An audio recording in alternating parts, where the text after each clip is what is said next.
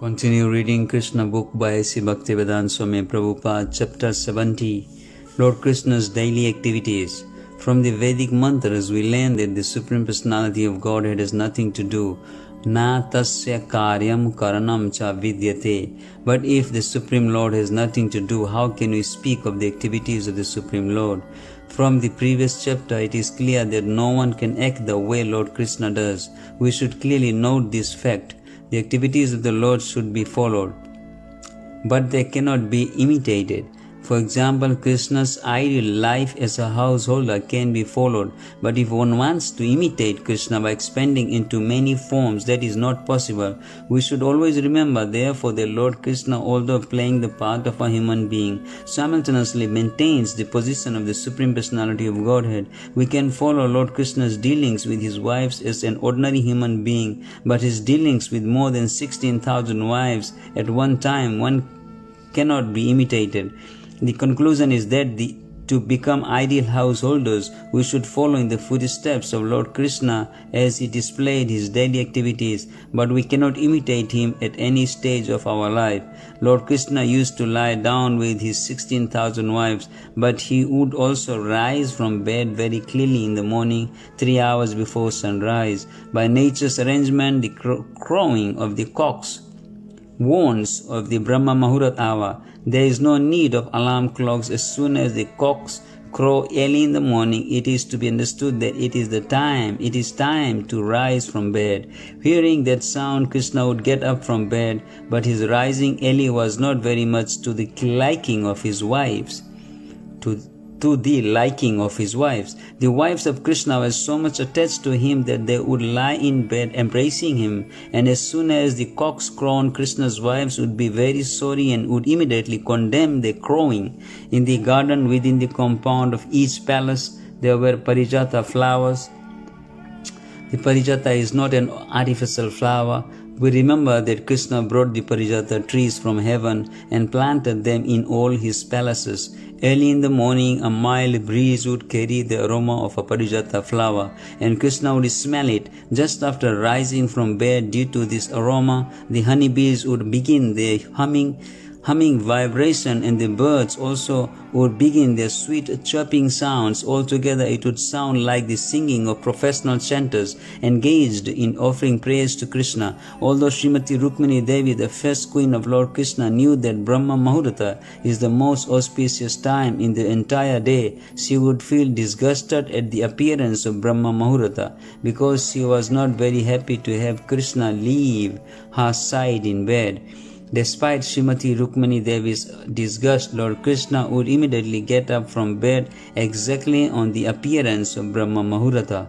An ideal householder should learn from the behavior of Lord Krishna how to rise early in the morning. However comfortably he may be lying in bed embraced by his wife, after rising from bed, Lord Krishna would wash his mouth, hands and feet, and would immediately sit down and meditate on himself. This does not mean, however, that we should also sit down and meditate on ourselves.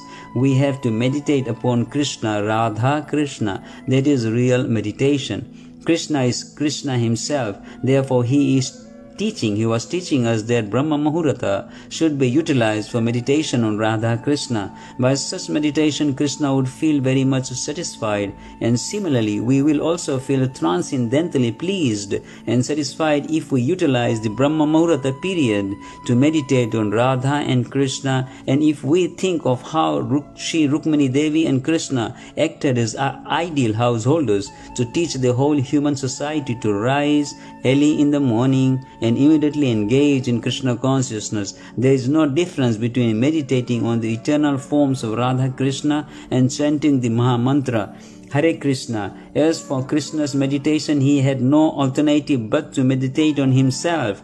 The object of meditation is Brahman, Paramatma, or the Supreme Personality of Godhead. But Krishna himself is all three. He is the Supreme Personality of Godhead, Bhagavan. The localized Paramatma is his plenary partial expansions, and the all-pervading Brahman effulgence is the personal rays of his transcendental body. Therefore, Krishna is always one, and for him there is no differentiation. That is the difference between an ordinary living being and Krishna. For an ordinary living being, there are many distinctions. An ordinary living being is different from his body, and he is different from other species of living entities. A human being is different from other human beings and different from the animals. Even in his own body, there are different bodily limbs. We have our hands and legs, but our hands are different from our legs. The hand cannot act like the leg, nor can the leg act like a hand. Like the hand, the ears can hear, but the eyes cannot, and the eyes can see, but the ears cannot. All these differences are technically called swajatiya, bhajatiya.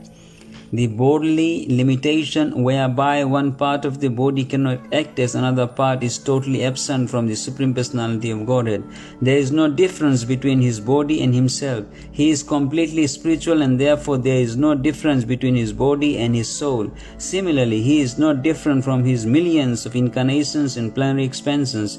Baladeva is the first expansion of Krishna, and from Baladeva expand Sankarsana, Vasudeva, Pradyumna and Aniruddha. From Sankarsana there is an expansion of Narayana, and from Narayana there is a second quadruple expansion of Sankarsana, Vasudeva, Pradyumna and Aniruddha. Similarly, there are innumerable other expansions of Krishna, but all of them are one. Krishna has many incarnations such as Lord Narsingha, Lord Boa, Lord Fish and Lord Tortoise. But there is no difference between Krishna's original two-handed form like that of a human being and these incarnations of gigantic animal forms, nor is there any difference between the action of one part of his body and that of another. His hands can act as his legs, his eyes can act as his ears, or his nose can act as another part of his body. Krishna's smelling and eating and hearing are all the same. We limited living entities have to use a particular part of the body of a particular purpose, but there is no such distinction from Krishna. In the Brahma Samhita, it is said, Angani yasya saklendriya vritti manti. Krishna can perform the activities of one limb with another and any other limb. So by analytical study of Krishna and his person, it is concluded that he is the complete whole. When he meditates, therefore, he meditates on himself. Self-meditation by ordinary man, designated in Sanskrit as aso aham, is simply imitation. Krishna may meditate on himself because he is the complete whole, but we cannot imitate him and meditate on ourselves. Our body is a designation superimposed upon ourselves, the souls. Krishna's body is not as designation. Krishna's body is also Krishna. There is no existence of anything foreign in Krishna. Whatever there is in Krishna is also Krishna. He is therefore the supreme, indestructible, complete existence of the supreme truth. Krishna's existence is not relative existence. Everything else but Krishna is a relative truth, but Krishna is the supreme absolute truth. Krishna does not depend on anything but himself for his existence. Our existence, however, is relative. For example, only when there is the light of the sun, the moon, or the electricity are we able to see. Our seeing, therefore, is relative, and the light of the sun and moon and electricity is also relative. They are called illuminating only because we see them as such. But dependence and relativity do not exist in Krishna. His activities are not dependent on anyone else's appreciation, nor does he depend on anyone else's help. He is beyond the existence of limited time and space, and because he is transcendental to time and space, he cannot be covered by the illusion of Maya, whose activities are limited. In the Vedic literature, we find that the Supreme Personality of Godhead has multi-potencies, since all such potencies are emanations from him. There is no difference between him and his potencies. Certain philosophers say, however, that when Krishna comes, he accepts a material body. But even it is accepted that when he comes to the material world, he accepts a material body. It should be concluded also that because the material energy is not different from him, this body does not act materially. In the Bhagavad Gita, it is said, therefore, that he appears by his internal potency Atma Maya. Krishna is called the Supreme Brahman because he is the cause of creation, the cause of maintenance, and the cause of dissolution. Lord Brahma, Lord Shiva, and Lord Brahma, Lord Vishnu, and Lord Shiva are different expansions of these material qualities. All these material qualities can act upon the conditioned souls, but there is no such action and reaction upon Krishna because these qualities are all simultaneously one with and different from him. Krishna himself is simply Sachidananda Vigraha, the eternal form of bliss and knowledge, and it's because of his inconceivable greatness he is called the Supreme Brahman. His meditation on Brahman or Paramatma or Bhagavan is on himself only and not on anything else beyond himself. This meditation cannot be imitated by the ordinary living entity. After his meditation, the Lord would regularly bathe early in the morning with clear, sanctified water. Then he would change into fresh clothing, cover himself with a wrapper, and engage in his daily religious functions. Out of his many religious duties, the first was to offer obeisances into the sacrificial fire and silently chant the Gayatri Mantra. Lord Krishna, as the ideal householder, executed all the religious functions of a householder without a deviation. When the sunrise became visible, the Lord would offer specific prayers to the sun god. The sun god and the other demigods mentioned in the Vedic scriptures are described as different limbs of the body of Lord Krishna, and it is the duty of the householder to offer respects to the demigods and great sages as well as the forefathers. As it is said in the Bhagavad Gita, the Lord has no specific duty to perform in this world, and yet he acts just like an ordinary man living an ideal life within this material world. In accordance with Vedic ritualistic principles, the Lord would offer respects to the demigods. The regulative principle by which the demigods and forefathers are worshipped is called tarpana, which means pleasing. One's forefathers may have to take a body on another planet, but by performance of this tarpana system they become very happy wherever they may be. It is the duty of the householder to make his family members happy, and by following this tarpana system he can make his forefathers happy also. As the perfect exemplary householder, Lord Shri Krishna followed the tarpana system and offered respectful obeisances to the elderly, superior members of his family. His next duty was to give cows in charity to the Brahmanas. Every day Lord Krishna used to give many groups of 13,084 cows. Each of the cows was decorated with a silken cover and pearl necklace. Their horns were covered with gold plating, and their hooves were silver plated. All of them were full of milk due to having their firstborn calves with them, and they were very tame and peaceful. When the cows were given in charity to the Brahmanas also were given nice silken garments, and each was given a deer skin and sufficient quantity of sesame seeds. The Lord is generally known as Go Brahmana Hitaya Cha, which means that his first duty is to see that the welfare of the cows and the Brahmanas. Thus, he used to give cows in charity to the Brahmanas with opulent decorations and paraphernalia.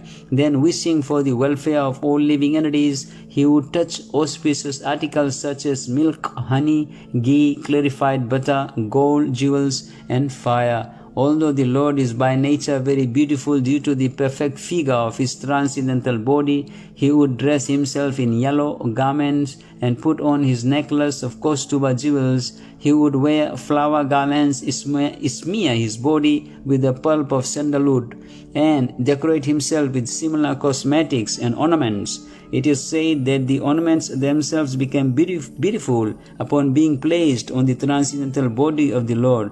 After decorating himself in this way, the Lord would then look at marble statues of the cow and calf and visit temples of god and demigods like Lord Shiva. There were many Brahmanas who would come daily to see the Supreme Lord before taking their breakfast. They were anxious to see him, and he welcomed them.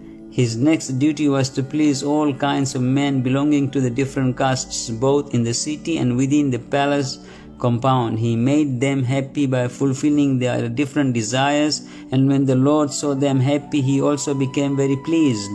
The flower garlands, betel nuts, sandalwood pulp, and other fragrant cosmetic articles offered to the Lord would be distributed by Him, first to the Brahmanas and elderly members of the family, then to the queens, and then to the ministers, and if there were still some balance, He would engage it for His own personal use. By the time the Lord finished all these daily duties and activities, His charioteer Daruka would come with his wonderful chariot to stand before the Lord with folded hands, intimating that the chariot was ready, and the Lord would come out of the palace to travel. Then the Lord, accompanied by Uddhava and Satyaki, would ride on the chariot just as the sun god rides on his chariot in the morning, appearing with his blazing rays on the surface of the globe. When the Lord was about to leave His palaces, all the queens would look at Him with feminine gestures. The Lord would respond to their greetings with smiles, attracting their hearts so much that they would feel intense separation from Him. Then the Lord would go to the assembly house known as Sudharma. It may be remembered that the Sudharma assembly house was taken away from the heavenly planets and established in the city of Dwarka.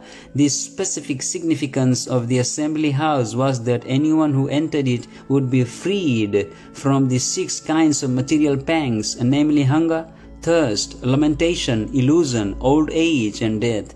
These are the whips of material existence, and as long as one remained in that Sudharma assembly house, he would not be affected by these 6 material whips. The Lord would say goodbye in all the 16,000 palaces, and again He would become one and enter into the Sudharma assembly house in procession with other members of the Yadu dynasty. After entering the assembly house, He used to sit on the exalted royal throne and would be seen to emanate a glaring rays of the transcendental effulgence in the midst of all the great heroes of the Yadu dynasty. Krishna resembled the full moon in the sky, surrounded by multi-luminaries. In the assembly house were professional jokers, dancers, musicians, and ballet girls.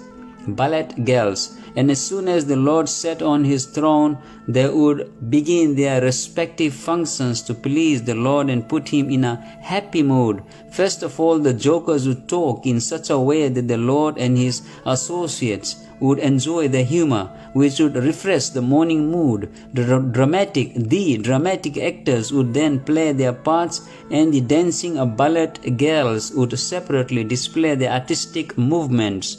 All these functions would be accompanied by the beating of mirdanga drums and the sounds of veena flutes and bells, followed by the sound of the muraja, another type of drum. To these musical vibrations, the auspicious sound of the conch shell would be added. The professional singers called sutas and magadas would sing, and others would perform their dancing art. In this way, as devotees, they would offer respectful prayers to the Supreme Personality of Godhead. Sometimes the learned Brahmanas present in that assembly would chant Vedic hymns and explain them to the audience to the best of their knowledge, and sometimes some of them would recite all historical accounts of the activities of prominent kings.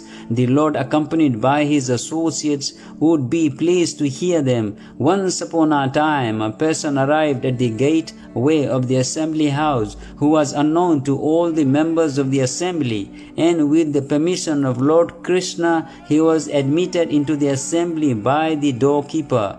The doorkeeper was ordered to present himself before the Lord, and the man appeared and offered his respectful obeisances unto the Lord with folded hands. It had happened that when King Jarasandha conquered all other kingdoms, many kings did not bow their heads before Jarasandha, and consequently all of them, numbering 20,000, were arrested and made his prisoners.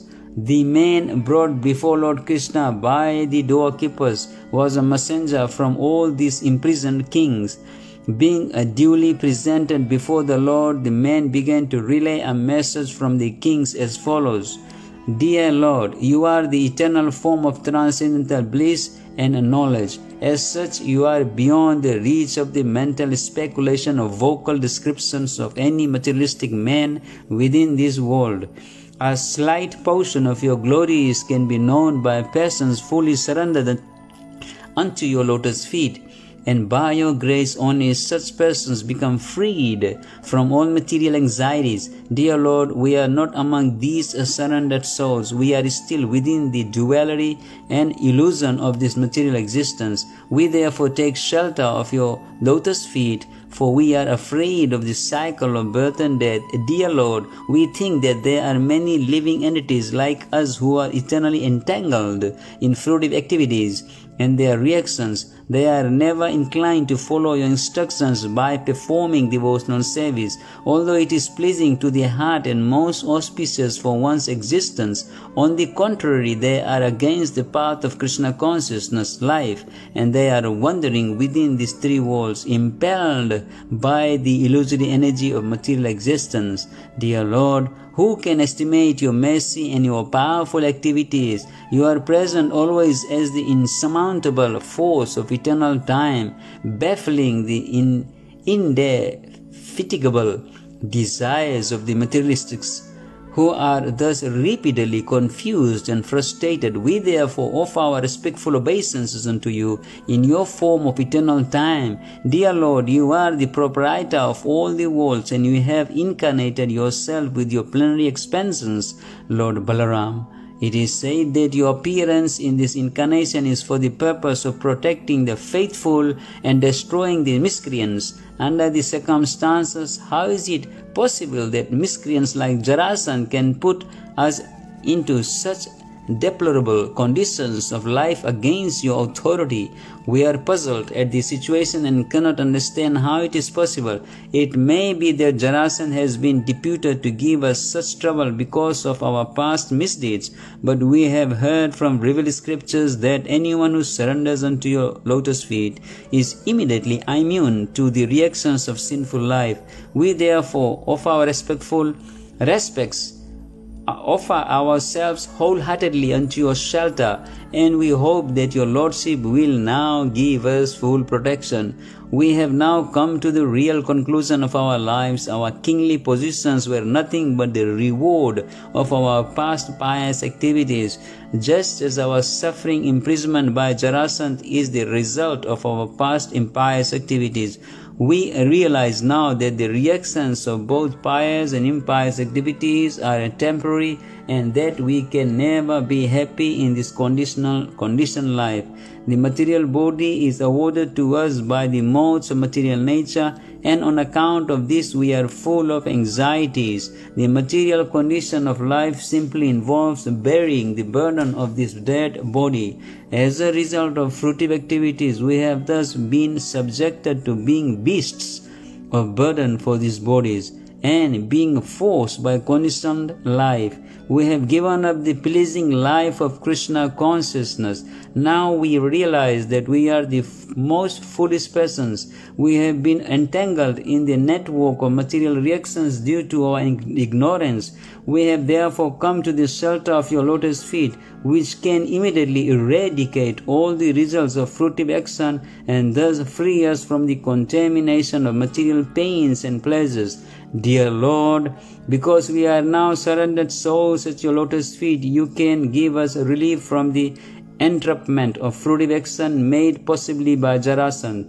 Dear Lord, it is known to you that Jarasandha possesses the power of 10,000 elephants, and with this power he has imprisoned us just as a lion hypnotizes a flock of sheep.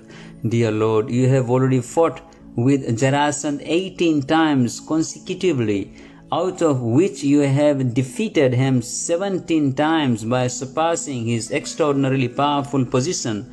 But in your 18th fight you exhibited your human behavior, and thus it appeared that you were defeated, dear Lord. We know very well that Jarasandha cannot defeat you at any time, for your power, strength, and resources resources, and authority are all unlimited. No one can equal you or surpass you. Your apparent defeat by Jarasandha in the 18th engagement was nothing but an exhibition of human behavior. Unfortunately, foolish Jarasandha could not understand your tricks, and he has since then became puffed up over his material power and prestige. Specifically, he had arrested and imprisoned us, knowing fully that your devotees, we are subordinate to your sovereignty. The messenger concluded, "Now I have explained the awful position of the kings, and your lordship can consider and do whatever you like. As the messenger and representative of all those imprisoned kings, I have submitted my words before your lordship and presented their prayers to you. All the kings are very anxious to see you so that they can all personally surrender at your lotus feet, my dear Lord. Be merciful upon them and act for their good fortune." At the very moment of the messenger of the imprisoned kings was presenting the appeal before the Lord, the great sage Narad arrived. Because he was a great saint, his hair was dazzling like gold, and when he entered the assembly house, it appeared that the sun god was personally present in the midst of the assembly. Lord Krishna is the worshipable master of even Lord Brahma and Lord Shiva. Yet, as soon as he saw that the sage Narad had arrived, he immediately stood up with his ministers and secretaries to receive the great sage and offer his respectful obeisances by bowing his head.